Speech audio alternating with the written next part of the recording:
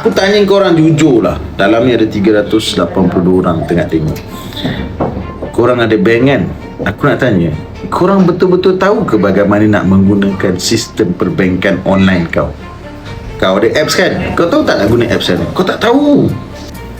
Inilah kelemahan rakyat Malaysia kerana tidak tahu bagaimana dan apakah SOP untuk berurusan dengan mana-mana syarikat-syarikat swasta yang hebat dan besar ni, termasuk agensi-agensi kerajaan. Anda tak tahu macam mana nak deal dengan dia. Kalau Rahmat suruh call, tuan nak call kat mana? Kita orang tak pernah tahu pun dia ada nombor telefon. Betul tak?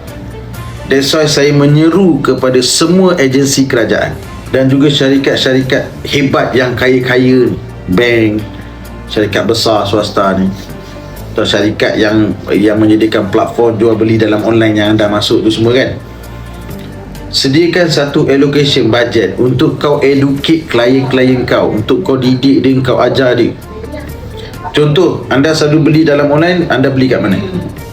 Yang ada perkataan S tu kan, yang warna orange tu kan, yang kau tengok dalam YT banyak iklan-iklan dia keluar kan.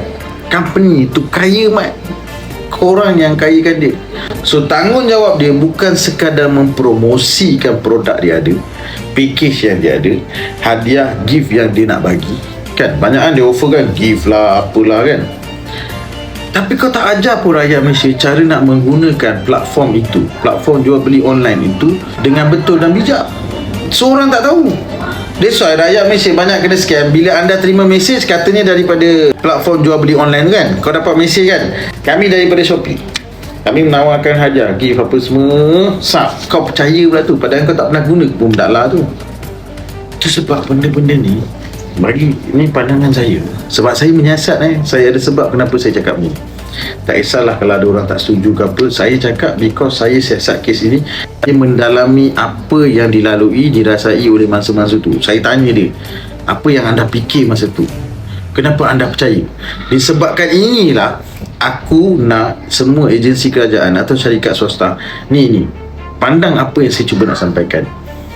Guys, kalau nak kejar kaya atau duit daripada ni semua rakyat Malaysia ni, B40, M40 ni, rakyat Malaysia ada 35 juta.